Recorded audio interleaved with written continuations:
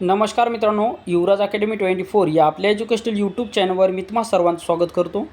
तर पहा मित्रांनो, आगामी काळामध्ये होणाऱ्या म्हणजेच मित्रांनो फेब्रुवारी किंवा मार्च महिन्यामध्ये होणार असलेल्या महिला बाल विकास विभाग भरती, समाज कल्याण विभाग भरती व ICDS म्हणजे अंगणवाडी मुख्य सेविका भरती, ह्या सर्व परीक्षा मित्रांनो TCS घेणार आहे।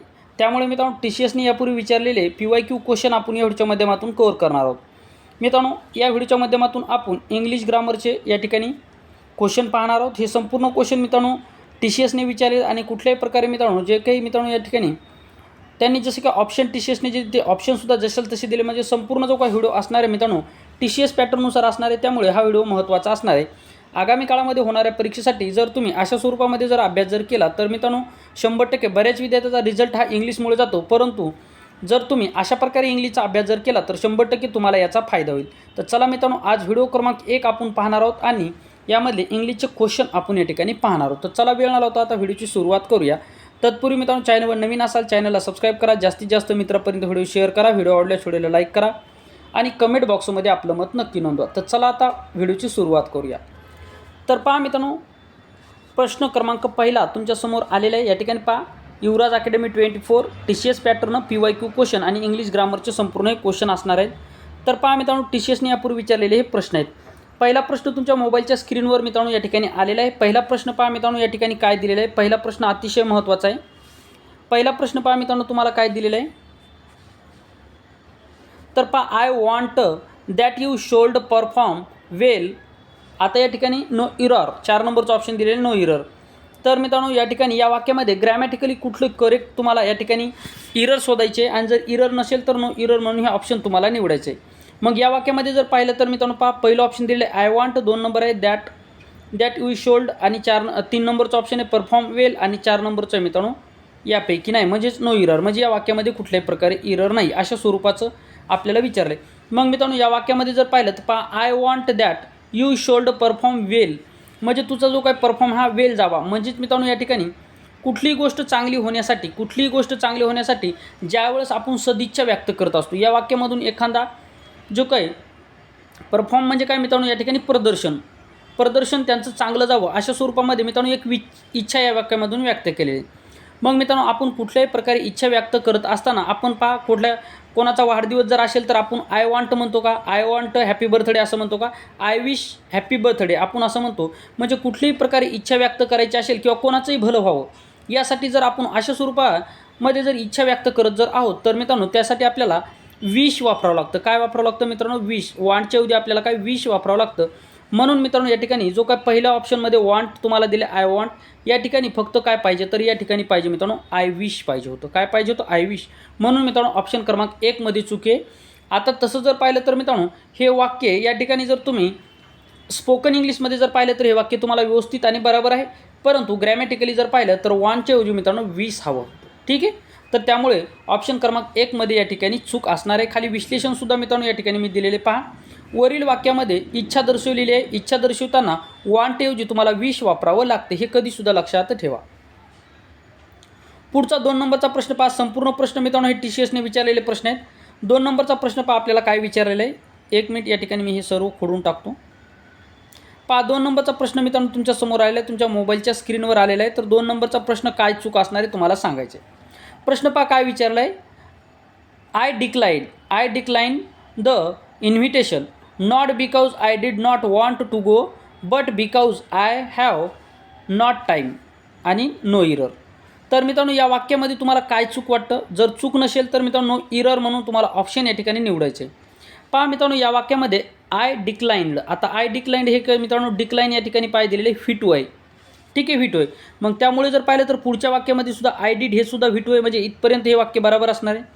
त्याच्यानंतर पहा बट बिकॉज आय हॅव, आता मित्रांनो बट बिकॉज आय हॅव या ठिकाणी दिलेलं आहे, या ठिकाणी पहा व्हिटू आहे, इथं सुद्धा व्हिटू आहे, इथपर्यंत वाक्य बरोबर आहे।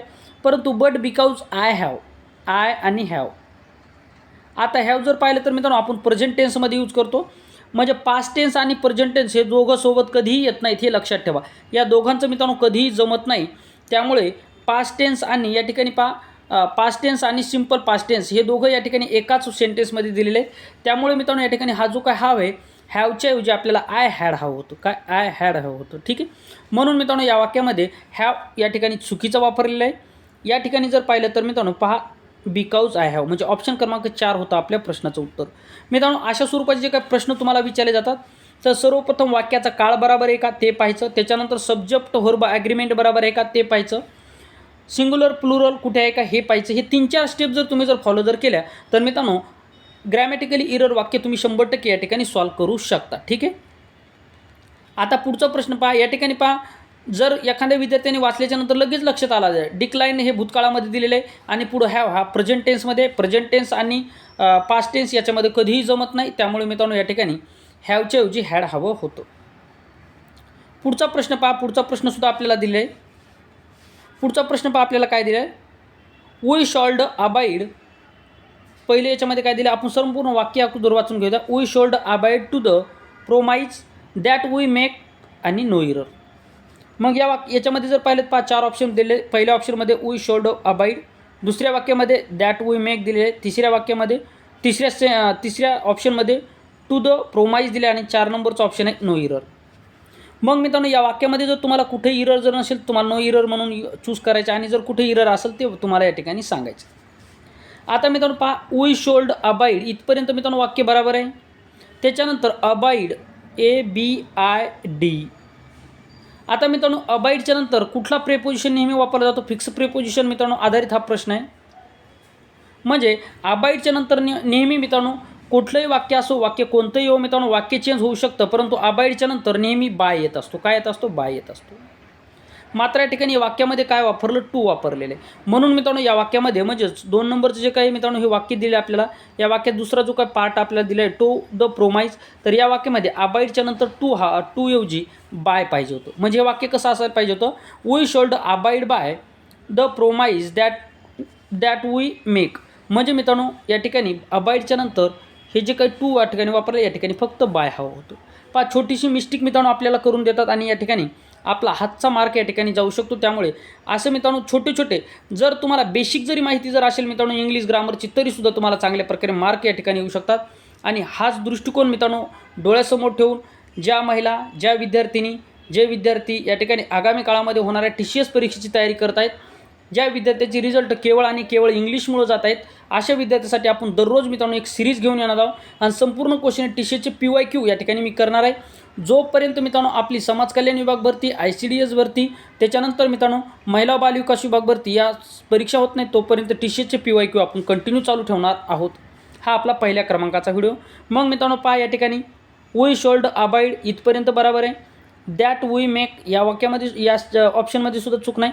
मात्र ज्यामध्ये टू कुठं दिले तिसऱ्यामध्ये दिले, या टूच्या जागी काय पाहिजे होतं? बाय पाहिजे होतं. म्हणून ऑप्शन क्रमांक 3 या ठिकाणी चुकीचा आहे. म्हणून ऑप्शन क्रमांक 3 आहे मित्रांनो आपल्या प्रश्नाचं उत्तर. आशा करतो मित्रांनो हा प्रश्न तुम्हाला व्यवस्थितरित्या समजलेला असेल.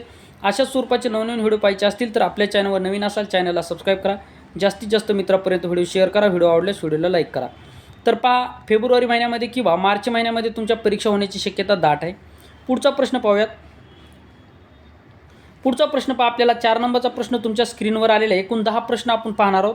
यामध्ये पहा it took me almost a hour to fill the application. आता या वाक्यामध्ये जर पाहिलं तर मित्रांनो संपूर्ण वाक्याचे 4 पार्ट तुम्हाला दिलेले आहेत. या 4 पार्टपैकी कुठल्या पार्टमध्ये तुम्हाला इरर वाटते का हे तुम्हाला या ठिकाणी सांगायचे. 4 ऑप्शनसुद्धा तुम्हाला या ठिकाणी दिलेले. 4 ऑप्शनपैकी जर मित्रांनो तुम्हाला असं वाटत असेल की या ऑप्शनमध्ये या वाक्यामध्ये कुठल्याही प्रकारे ग्रॅमॅटिकली चूक नाही तर मित्रांनो नो इरर म्हणून तुम्हाला तुमचं उत्तर या ठिकाणी द्यायचं आहे. ठीक आहे.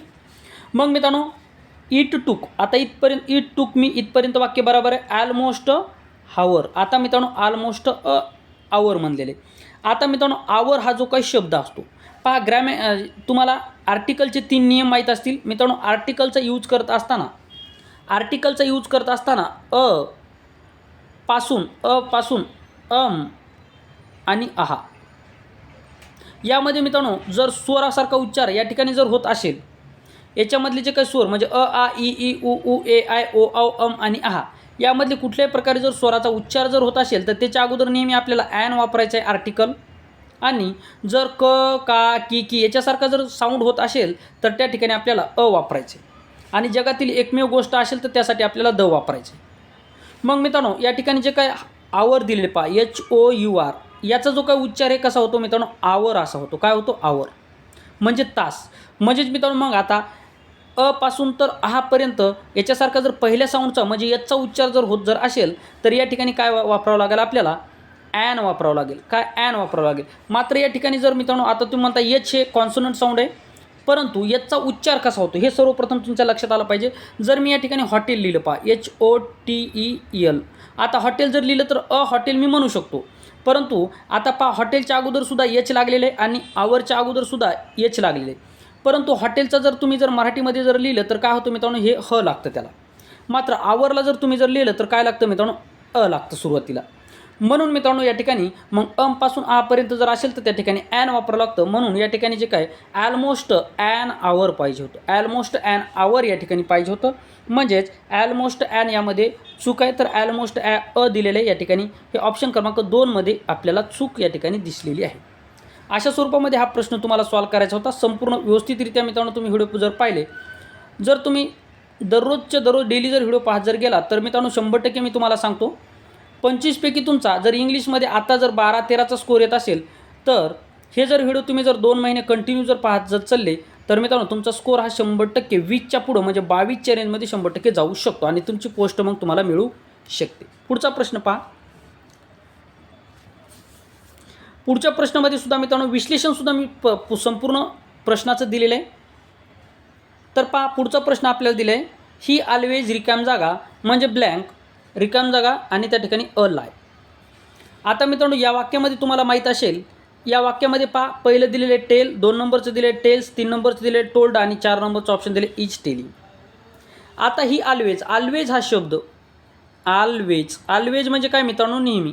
म्हणजे जी गोष्ट नेहमी घडत असते, फ्रिक्वेंटली घडत असते, ते नेहमी काय असतं मित्रांनो, प्रेझेंट टेन्समध्ये जात असतं. कशामध्ये, प्रेझेंट टेन्समध्ये जात असतं. कशामध्ये, प्रेझेंट टेन्समध्ये जात असतं. मग मित्रांनो हे जर प्रेझेंट टेन्समध्ये जर असेल, प्रेझेंट टेन्समध्ये जर हे जर असेल, आता ऑलवेज हा शब्द नेहमी दर्शवतो, नेहमी म्हणजे प्रेझेंट टेन्समध्ये जाणार. मग प्रेझेंट टेन्समध्ये जर जाणार जर असेल तर मित्रांनो या ठिकाणी ही ऑलवेज दिलेले आहे, त्यामुळे हे 4 नंबरचं ऑप्शन आणि हे टोल्ड म्हणजेच भूतकाळ म्हणजे हे 3 नंबरचं ऑप्शन ऑलरेडी उडून गेले. मग राहिले मित्रांनो आपल्याला टेल आणि टेल्स. मग मित्रांनो तुम्हाला एक नियम माहीत असला पाहिजे. हा नियम मी तुम्हाला सांगतो मित्रांनो, हा तुम्हाला सब्जेक्ट फॉर अग्रीमेंटसाठी महत्त्वाचा असणार आहे. पहा मित्रांनो जर तुमचा सब्जेक्ट आता ही, सी आणि इट हे जे काय मित्रांनो तुमचे सब्जेक्ट आहेत हे कसे आहेत मित्रांनो, सिंग्युलर आहेत. हे सिंग्युलर आहेत. मग हे जर सिंग्युलर असतील तर मित्रांनो प्रेझेंट टेन्समध्ये तुम्हाला काय वापरावं लागतं, प्रेझेंट टेन्समध्ये ॲम इज आर वापरावं लागतं. ठीक आहे. परंतु जर तुम्हाला व्हर्ब जर वापरायचं असेल, याच्यानंतर जे काय व्हर्ब लागलं जातं, व्हर्ब पहा, याच्यानंतर जर मित्रांनो व्हर्ब जर लावायचं जर झालं तर व्हर्ब मित्रांनो नेहमी त्या व्हर्बला एस किंवा ईएस हा प्रत्यय असला पाहिजे. ज्यावेळेस व्हर्बला एस आणि ईएस प्रत्यय लागला जातो त्यावेळेस काय सिंग्युलर होत असतं, त्यावेळेस काय मित्रांनो ते सिंग्युलर होत असतं, हे लक्षात ठेवा. परंतु ज्यावेळेस आपण व्हर्बला एस आणि ईएस लावत नाही त्यावेळेस ते प्लुरल होत असतं. मग मित्रांनो या ठिकाणी हे जे काही तुम्हाला ही दिसत आहे, ही काय मित्रांनो या ठिकाणी एक वचनामध्ये म्हणजे सिंग्युलर आहे. मग सिंग्युलर ते जर असेल आणि व्हर्ब जर सिंग्युलर करायचं जर असेल तर या ठिकाणी आपल्याला एस किंवा ईएस प्रत्यय जोडला जातो. मग मित्रांनो हे टेल जर दिलेलं, इथं जर उई जर असतं, इथं जर उई असतं, उई ऑलवेज, तर या ठिकाणी आपल्याला पहिलं ऑप्शन निवडावं लागलं असतं, टेल अ लाय असं निवडावं लागलं असतं. परंतु या ठिकाणी काय दिले आपल्याला, ही दिलेली आहे. ही काय मित्रांनो सिंग्युलर आहे. मग सिंग्युलर जर असेल आणि व्हर्ब जर त्याच्यानंतर सिंग्युलर वापरायचं असेल तर त्याला एस किंवा ईएस प्रत्यय लागला जातो. म्हणून ऑप्शन क्रमांक 2 होता आपल्या प्रश्नाचं उत्तर. पहा म्हणजे हिच्या जागेवर जर मी जर उई जर टाकलं तर आपल्याला पहिलं ऑप्शन निवडावं लागलं असतं आणि ही जर आहे तर त्या ठिकाणी तसंच जर ठेवलं तर त्या ठिकाणी मित्रांनो काय टेल्स आपल्याला या ठिकाणी लिहावं लागलं असतं. अशा स्वरूपामध्ये जे काही छोटे छोटे नियम असतात हे छोटे छोटे नियम तुम्हाला व्यवस्थित करायचे आहेत. कारण की मित्रांनो TCS पहा, जी की TCSची होकॅबलरीची थोडी तुम्हाला अवघड वाटेल, परंतु तुम्हाला जर पाहिलं तर TCSचे ग्रॅमॅटिकली इरर जे काही वाक्य तुम्हाला विचारले जातात तर हे वाक्य मित्रांनो बेसिकवर असतात, त्यामुळे हे बेसिक तुमचं कंप्लीट असणं गरजेचं असतं. त्यामुळे हे बेसिकसुद्धा मी तुम्हाला ज्या ठिकाणी कन्सेप्ट असेल ही कन्सेप्ट मी तुम्हाला सांगणार आहे. व्हिडिओ थोडा मोठा झाला तरी चालेल, कारण की मित्रांनो आपल्याला या ठिकाणी मार्क आणायचे आहेत, त्यामुळे आपल्याला व्हिडिओ मोठा झाला तरी चालेल, परंतु सगळ्या कन्सेप्ट आपल्याला या ठिकाणी शिकायचे आहेत. आणि पहा मित्रांनो कन्सेप्ट का शिकायचे आहेत, कन्सेप्ट याच्यासाठी शिकायचे मित्रांनो, कन्सेप्ट कधीही बदलत नाही. क्वेश्चन बदलू शकतो परंतु कन्सेप्ट बदलत नाही, हे तुमच्या डोक्यात असणं गरजेचं आहे. पुढचा प्रश्न पहा 6 नंबरचा. 6 नंबरचा प्रश्न आपल्याला काय दिले पहा, पोलीस रिकाम जागा looking for a man with own eyes. आता मित्रांनो या वाक्यामध्ये जर पाहिलं तर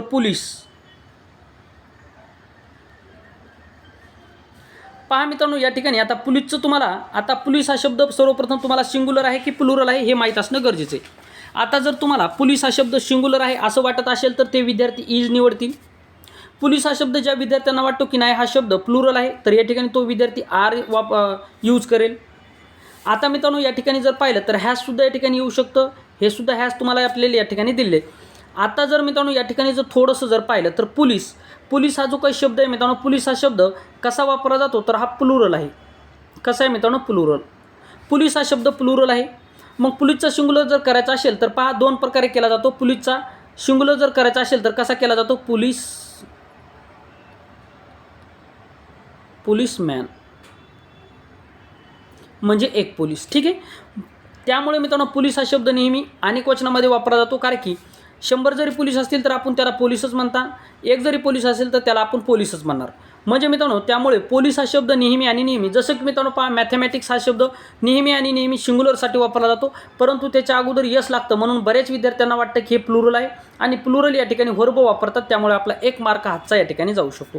एवढी सोपी कन्सेप्ट आहे मित्रांनो, फक्त तुम्हाला माहीत असलं पाहिजे. हे जर तुम्हाला माहीत असेल की पोलीस हा शब्द प्लुरल आहे, मग प्लुरल जर पोलीस हा शब्द प्लुरल जर असेल तर या ठिकाणी प्लुरल व्हर्बमध्ये जर पाहिलं तर मित्रांनो काय आहे पहा, या ठिकाणी यस इज काय मित्रांनो सिंग्युलर आहे, हॅजसुद्धा सिंग्युलर आहे आणि या ठिकाणी हॅज म्हणजे हे हॅज आणि हॅज हे सुद्धा सिंग्युलर आहे, इजसुद्धा सिंग्युलर आहे.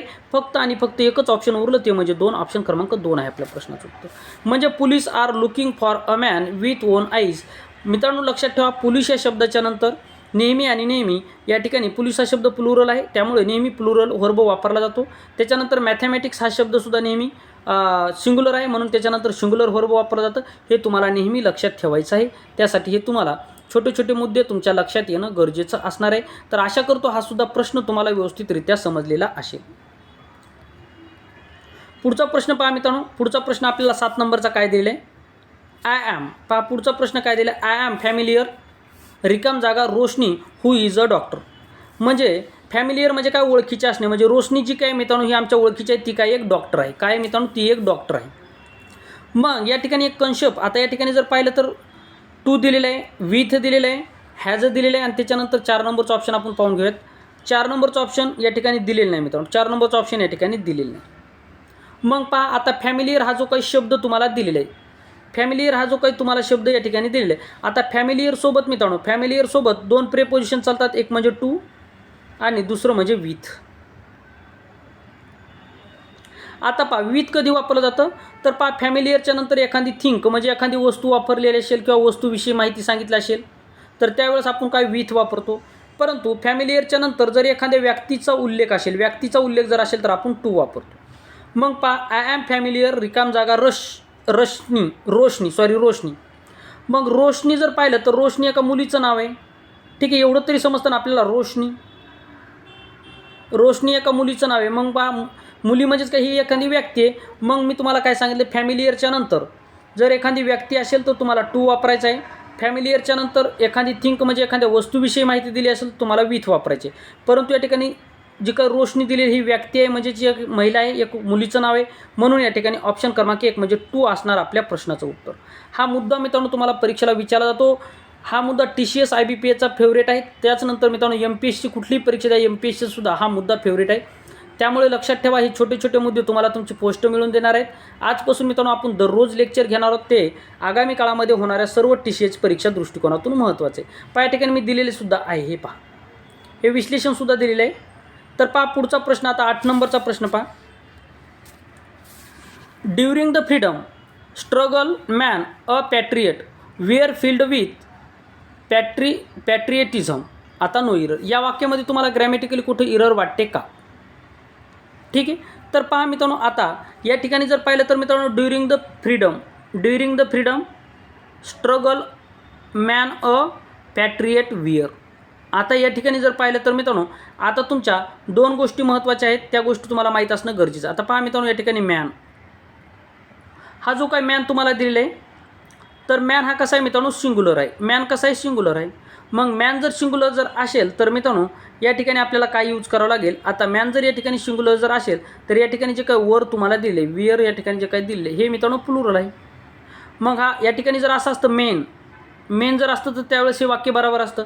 एक तर मित्रांनो या ठिकाणी हे जे काही मेन आहे या ठिकाणी मॅन दिलेलं आहे, म्हणून या ठिकाणी वेअर जे काय वापरलेलं आहे त्यामुळे हे या ठिकाणी चुकीचं आहे. वेअर काय मित्रांनो चुकीचं आहे. मग वेअर कुठे आहे तर मित्रांनो ऑप्शन क्रमांक 3 मध्ये वेअर फील्ड विथ दिलेलं आहे, त्यामुळे हे ऑप्शन क्रमांक 3 या ठिकाणी चुकीचं असणार आहे.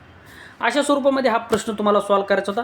जास्तीत जास्त तुम्हाला मित्रांनो पहा ग्रॅमॅटिकल इररमध्ये तुम्हाला आर्टिकलमध्ये इरर टाकून देतात, प्रेपोजिशनमध्ये टाकून देतात, सब्जेक्ट फॉर बाय ॲग्रीमेंटमध्ये सिंग्युलर आणि प्लुरलचं मित्रांनो लोचा करून टाकतात. त्याच्यानंतर तुम्हाला टेन्स असतात, ह्या टेन्सचे जे काही सिक्वेन्स असते या टेन्सनुसार मित्रांनो तुम्हाला इरर या ठिकाणी टाकली जाते. त्यामुळे हे छोटे छोटे मुद्दे तुम्हाला करायचे, जास्ती अवघड प्रश्न TCS विचारत नाही, परंतु हे छोटे मुद्दे तुमच्या लक्षात येणे फार आणि फार गरजेचं असतं. आता पुढचं पहा. 9 नंबरचा प्रश्न मित्रांनो आपल्याला विचारला. 9 नंबरचा प्रश्न पहा, चूज द करेक्ट स्पेलिंग. आता स्पेलिंगवर आधारित सुद्धा आपल्याला प्रश्न विचारले जातात. तर यापैकी मित्रांनो ही TCSची फेवरेट स्पेलिंग आहे. ही खूप वेळेस TCSने विचारलेली आहे. जर तुम्ही यापूर्वी TCSचे पेपर दिले असेल तर मित्रांनो अडॅप्टेशन याची तुम्हाला मित्रांनो करेक्ट स्पेलिंग तुम्हाला सांगायचे. 4 ऑप्शन तुमच्यासमोर दिलेले आहेत. या 4 ऑप्शनपैकी कोणतं ऑप्शन या ठिकाणी बरोबर आहे हे तुम्हाला सांगायचं आहे. तर मित्रांनो अडॅप्टेशन पहा, ADAPTATION ही मित्रांनो याची करेक्ट स्पेलिंग असणार आहे. म्हणजे ADAPTAION अडॅप्टेशन म्हणजे ऑप्शन क्रमांक 1 आहे मित्रांनो आपल्या प्रश्नाचं उत्तर. ऑप्शन क्रमांक 1 आहे. दुसऱ्यामध्ये पहा मित्रांनो या ठिकाणी ई दिलेलं आहे, त्यामुळे हे चुकीचं आहे. तिसऱ्यामध्ये डीच्या नंतर ई दिलेलं आहे, म्हणजेच मित्रांनो ऑप्शन क्रमांक 1 ही स्पेलिंग तुम्हाला पाठच करायचे. ADAPTATION अडॅप्टेशन ऑप्शन क्रमांक 1 आहे मित्रांनो आपल्या प्रश्नाचं उत्तर. स्पेलिंग इररवर मित्रांनो तुम्हाला 100% TCS प्रश्न विचारतं. पहा अडॅप्टेशन या ठिकाणी मी दिलेलं आहे. पुढचा प्रश्न पहा 10 नंबरचा आणि या व्हिडिओमधला शेवटचा प्रश्न. प्रत्येक व्हिडिओच्या माध्यमातून आपण 10 प्रश्न पाहणार आहोत, कारण की मित्रांनो या ठिकाणी कन्सेप्ट तुमच्यासाठी महत्त्वाचे असणार आहे. त्यामुळे एका प्रश्नासाठी जवळपास मी 1 ते 2 मिनिटाचा कालावधी घेत आहे, यासाठी की मित्रांनो आपल्या पूर्ण कन्सेप्ट क्लिअर करायचे आहे. कारण की मित्रांनो असे प्रश्न तुम्हाला येणार नाहीत, परंतु कन्सेप्ट ही चेंज होणार नाही, हे मात्र तुमच्या डोक्यामध्ये फिट करून ठेवा. पहा 10 नंबरचा प्रश्न, choose the correct one word substitution. One word substitution मित्रांनो आपल्याला या ठिकाणी करायचं आहे. पहा वन वर्ड सबस्टिट्यूशन काय विचारलं आहे आपल्याला. One who thinks only of one self, म्हणजे असा व्यक्ती की जो फक्त आणि फक्त स्वतःचा विचार करतो. मग मित्रांनो जो व्यक्ती स्वतःचा विचार करतो त्याला काय म्हणतात. पहिलं ऑप्शन पहा इगोइस्ट, 2 नंबरचा ऑप्शन आहे मित्रांनो एलिगंट, 3 नंबरचा ऑप्शन आहे इडिबल आणि 4 नंबरचा ऑप्शन पहा काय दिले, 4 नंबरचा ऑप्शन आहे इकॉनॉमिस्ट. तर मित्रांनो one who thinks only of one self, म्हणजेच मित्रांनो जो व्यक्ती स्वतःचा विचार करतो त्याला काय म्हणतात. जो व्यक्ती फक्त आणि फक्त स्वतःचा विचार करतो तर त्याला म्हणतात मित्रांनो इगोइस्ट. ऑप्शन क्रमांक 1 आहे आपल्या प्रश्नाचं उत्तर. अशा स्वरूपामध्ये मित्रांनो आता वन वर्ड सबस्टिट्यूशन असेल, स्पेलिंग मिस्टेक असेल तर मित्रांनो ह्यासाठी तुमचा सराव जास्त लागतो. हे म्हणजे जवळपास तुम्हाला पाठ असणं हेच गरजेचं असतं. त्यामुळे मित्रांनो काही महत्त्वाच्या वन वर्ड सबस्टिट्यूशन असेल, करेक्ट स्पेलिंग असेल, ह्या तुमच्यासाठी महत्त्वाच्या असतात. महत्त्वाच्या करेक्ट स्पेलिंग आहे TCSने यापूर्वी विचारलेल्या करून जा, 100% तुम्हाला त्याचा फायदा होईल. तर मित्रांनो या व्हिडिओच्या माध्यमातून आपण जे काही 10 प्रश्न पाहिलेले आहेत तर हे 10 प्रश्न मित्रांनो खूप इम्पॉर्टंट आणि महत्त्वाचे आहेत. वारंवार रिपीटेड क्वेश्चन आहेत आणि संपूर्ण क्वेश्चन हे TCSचे असणार आहे. त्यामुळे मित्रांनो हा व्हिडिओ क्रमांक पहिला होता. याच्या अगोदरचे सुद्धा आपले बरेच व्हिडिओ झालेले आहेत, परंतु ते मराठी GKचेच आहेत, त्यामुळे ते सुद्धा पाहून घ्या. आपल्या चॅनलवर प्लेलिस्ट आहे TCS पॅटर्न म्हणून, ही TCS पॅटर्नची प्लेलिस्टसुद्धा पाहून घ्या. या ठिकाणी थांबूयात मित्रांनो व्हिडिओ शेवटपर्यंत पाहिल्याबद्दल. थँक्यू, धन्यवाद, टेक केअर, बाय बाय.